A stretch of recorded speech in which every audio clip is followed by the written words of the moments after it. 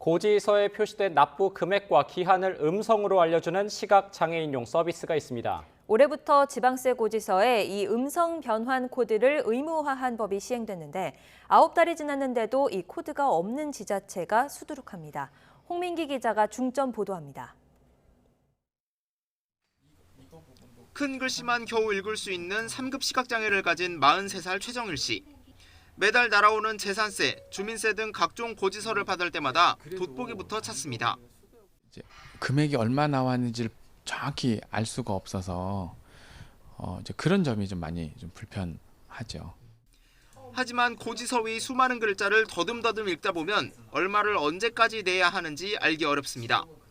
왼쪽 아래에 조그맣게 적힌 납부 기한을 못 봐 가산금을 문 적도 있습니다. 너무도 내용도 많고 그러다 보니까 읽다가 이제 기한을 좀 잘못 읽고 하는 경우가 좀 덜어 있었어요. 그래서 좀 수수료를 좀 많이 물고. 앞서 정부는 지난 1월 시각장애인과 저시력자를 위해 지방세 고지서에 시각장애인용 음성변환 코드를 의무 도입하도록 시행규칙을 만들었습니다. 휴대전화 앱으로 고지서에 찍힌 코드를 읽으면 납부 금액과 기한 등을 음성으로 바꿔 읽어주는 방식입니다. 이 고지서는 김은주님에 대한 처인구청 2021년 9월분 재산세 주택 고지서입니다. 납부하실 금액은 13만 3천. 그런데 규정이 시행된 뒤 9달이 지난 지금 시각장애인용 코드가 없는 고지서가 여전히 발송되고 있습니다. 전국 지자체 10여 곳에서 발행하는 고지서를 인쇄하는 경기도의 한 인쇄업체를 직접 찾아가 봤습니다. 코드가 빠진 고지서를 찍어내고 있습니다. 전국 한 군청의 실제 재산세 고지서 양식입니다. 법대로라면 고지서 겉과 안 각각 이 자리에 시각장애인용 음성변환 바코드가 들어가야 하지만 실제로는 바코드가 들어갈 자리조차 표시돼 있지 않은 모습입니다.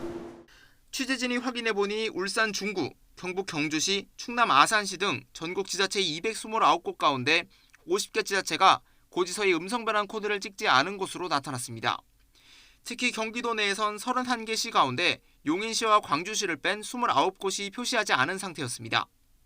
장애인 단체는 시행규칙이 유명무실하다고 비판했습니다. 코로나 이런 걸로 해서 예산 부족 얘기해버리면 더 이상 진척될 수 있는 거는 없는 거죠. 행정안전부는 올해 연말까지는 모든 지자체가 시각장애인용 음성변환 코드를 도입하도록 하겠다고 밝혔지만 온전하게 이뤄질지는 미지수입니다. YTN 홍민기입니다.